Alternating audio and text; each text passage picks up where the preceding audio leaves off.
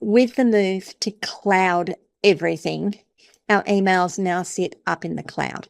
One of the things I don't think we think enough about is how we back them up, how we make sure we keep a copy of them in case the worst thing happens and we can no longer access that account where emails are kept, or we have the well-meaning employee who tries to clean up things for us and we lose important emails.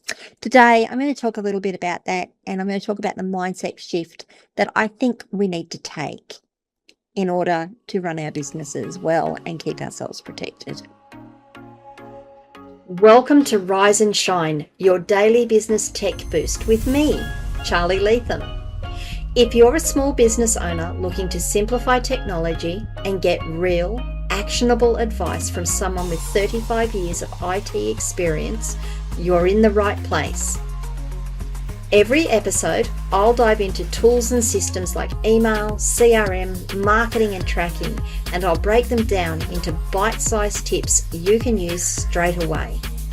Your time is valuable, so let's get straight to the point. It's time to work smarter, not harder. Rise and Shine. It's your dose of business tech inspiration with me, Charly Leetham. Episode number 756. It is Mindset Monday. We're going to be talking about email, cloud storage, and backup. And it's a good reason we're going to be talking about that. Let me start with why I want to talk about it.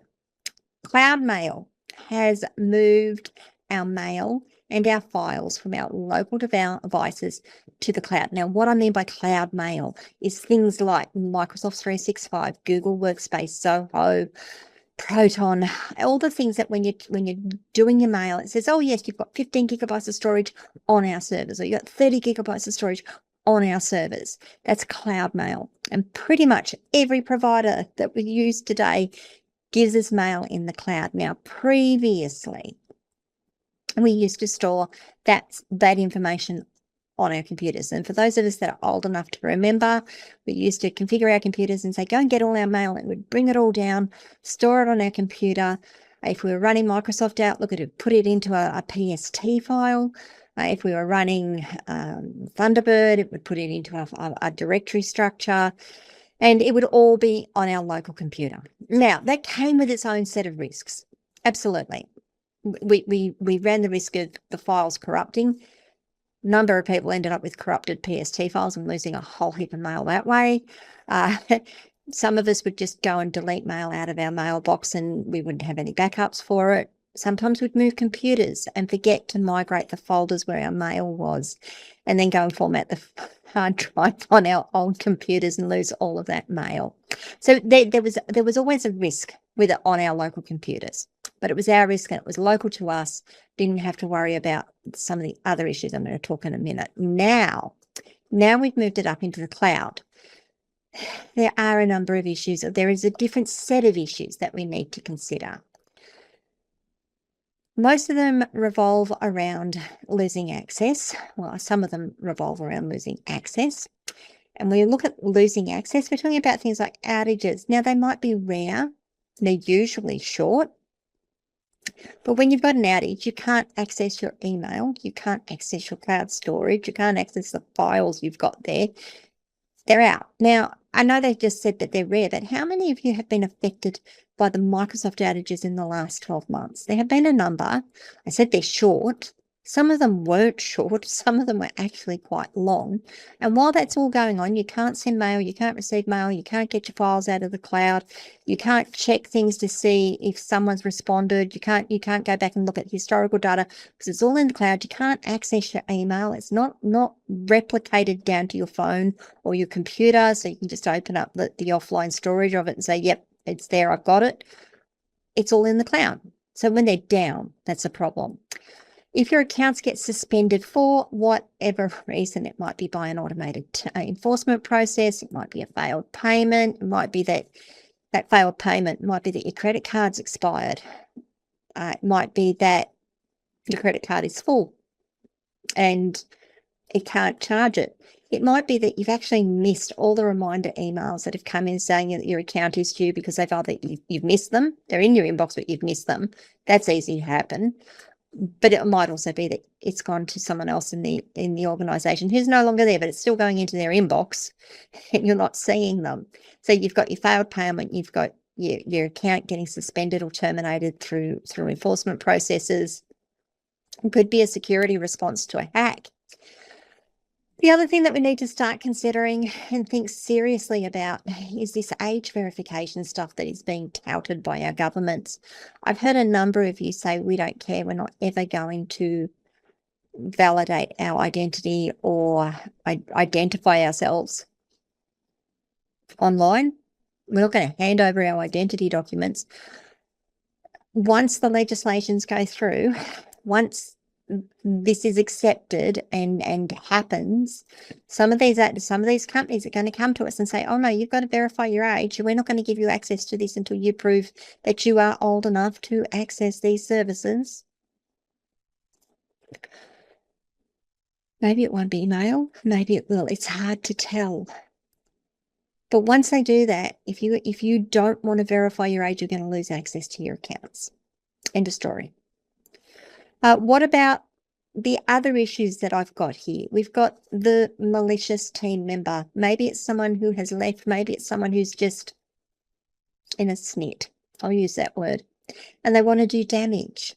Maybe they delete all the mail in their inbox or in their mailbox, like all of the mail in their mailbox. And I'm leaving, delete everything. You've got no historical data. You've got nothing. You've got none of the conversations they've had with your customers or your subcontractors. It's all gone. You might not even know what you've lost until much later when you say that would have gone to so-and-so and they deleted their mailbox. They might decide that they're going to delete all of the stuff on their shared folders, their shared drives, anything that they've got stored there. They might, just get rid of it. These guys don't need it. I'll get rid of it. Maybe it'd be malicious too. Now, I talk about, they're going to delete it and it's all gone. Let's acknowledge with this sort of stuff that deleted items will sit in the recycle bin or in the trash bin, recycle bin, whatever you want to call it, for a given amount of time. And it will still be there, so you can recover it. If you're quick enough, you can recover it. But once they're gone, they're gone. Once that data is gone, it's gone. You can't retrieve it unless you've got it backed up. So that's another example. I think this is my final example. Yes, this is my final example, and that's the helpful team member. And I love these team members, but sometimes I sort of go, my goodness, what'd you do that for? They try to help. They try to help by tidying up. They might tidy up a share drive and delete what looks like duplicates. They might empty a recycle bin and say, oh, that bin's, we don't need that. We'll just recycle it. There goes your any opportunity you've got retrieving something. They might go through an inbox and get rid of all the duplicate emails or all the old emails. Oh, no, we don't need those. We'll get rid of those. Let me just make this look tidy and clean it up. They're the helpful team members. I love them to pieces, but sometimes they can cause havoc without even thinking about it. Now, I can hear a number of people saying, oh, that's okay. I've got it synced to my phone or I've got it synced to my other computer. Sync is not backup. Sync basically just takes a copy of what is in the source of truth, the cloud server, and copies that down to every other device that is synced to it. So whilst you might at some point go, look, this has got a different copy to this, eventually all of the copies will catch up with each other and they will all be the same. So sync is not backup. It really is just everyone can see the same thing, the same view, the same emails, the same files. The worst part about all of this is that you might not notice that this has occurred for a while. If it's not something you use a lot, or it's one of those emails that you're like, I don't really need it until I need it. And then 3 months later you go, where's that email? It got deleted. Damn. And this is why backup is important. Now, what is a backup? And I know I don't want to sound like I'm explaining the basics here, but a backup is an independent copy that is stored somewhere else. A backup isn't a copy that is taken and then stored in the same place. A backup is a copy that is stored somewhere else. An independent copy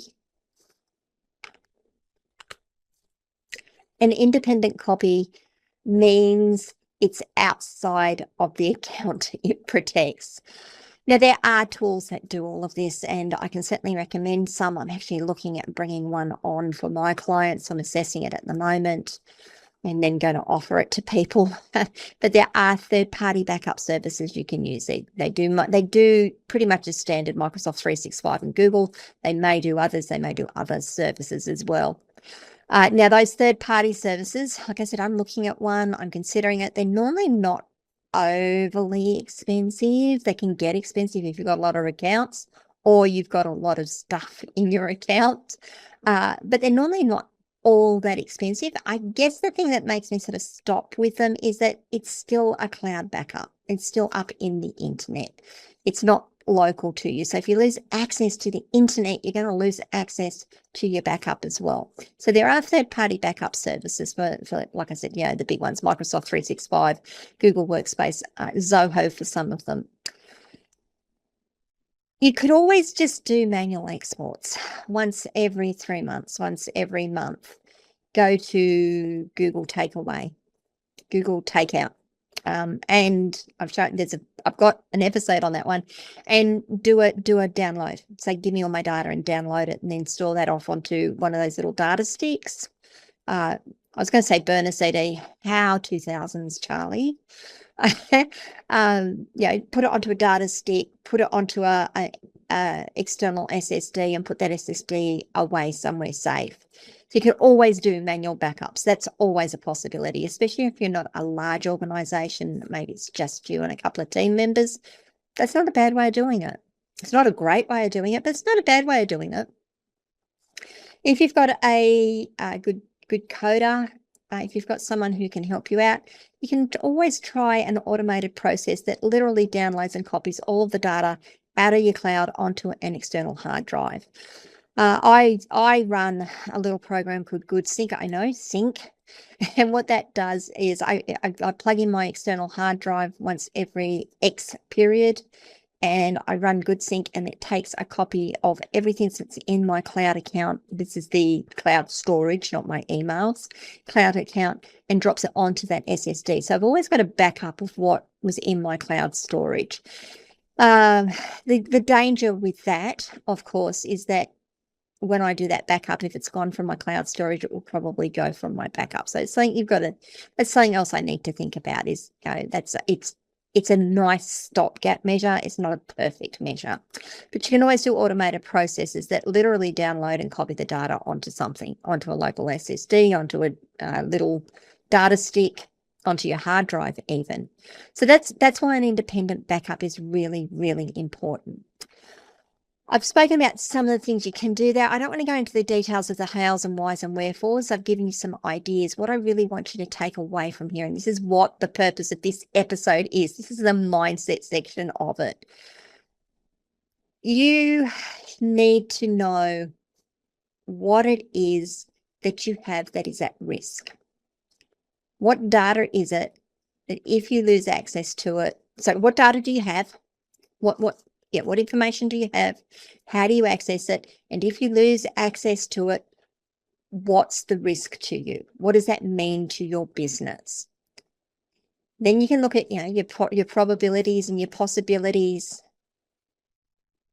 about how often that's going to happen, whether it's going to happen, whether it will occur. And then you can work out the cost of what will happen if the worst thing happens and you can't get access to it. So you really do need to do that. That's called a threat and risk analysis, by the way. There's a really simple threat and risk analysis, but that's what it is. You can have a look at that. What data do you have? Where's it stored? What's the impact to you if you lose access to it? What's the impact to you if you lose copies of it? Once you know that, you can then sit down and make some decisions, an informed decision as to whether you really need to have a backup service, what type of backup service you use, whether you need to use multiple backup types. backup types, whether you have an independent copy and use one of these third-party backup services, and then do a takeout every now and again and drop it down onto a disk so that you've got backups of it over time. Choosing not to do a backup can be a legitimate business decision. Choosing not to back your email up, choosing just to rely and leaving it in the cloud can be a legitimate backup and a legitimate business decision. Sorry, I don't mean to stutter. Must be getting late. Can't blame not enough coffee today, that's for sure. But not making a decision, just leaving it hanging, is also making a decision. And that's making the decision not to back up. But you are leaving yourself exposed, or you may be leaving yourself exposed and not know it. So the mindset piece today is, what do you have? What's the risk if you lose it? And what do you need to do to make sure that you've got your business protected? Make some informed decisions. That's it for this episode, guys. I think it's a bit of a different pace. I don't know. It's hard to tell. What do you think? Are you backing up your email? Have you even thought about the fact that you're not backing up your emails, or that it's just sitting there, and if you lose access, what are you going to do? Has that not even occurred to you? I know that initially it didn't even occur to me, and then something happened. I went, oh, that's a risk. So what do you guys think? I'd love to know. Leave comments wherever you are watching or listening to this video. If it was useful, please give it a like and share it with a friend. That would be fantastic. If you haven't done so already, please do hit that subscribe button and ring the notification bell so you find out when I drop more content. And of course, if you ever need any help, if you want to set up a backup system, if you want to talk about the processes you need to go through or you need to have in place, all those sorts of things. That's what I do with small to medium businesses. I'm a tech wrangler. I can look at across all of these things and pull together some strategies, talk to you about strategies and ideas and what you need to look at. I can even make some recommendations about what you might want to use or consider using and do some assessments on. You can book a free 30-minute breakthrough session by going to askcharlyleetham.com and hitting the bright pink button in the top right-hand corner of my website. That's it, guys. I'm going to head off, and I will see you on Wednesday for Walkthrough Wednesday. Have a great week. Bye. Hey there, thanks so much for tuning in to Rise and Shine, your daily business tech boost. I hope today's episode gave you some actionable insights that will make your business tech work smarter for you. If you found value, be sure to subscribe, leave a review, and share it with other small business owners who could use a daily boost. For more tips, tools, and resources, visit www.askcharlyleetham.com. Until next time, keep rising, keep shining, and let's make tech simple together.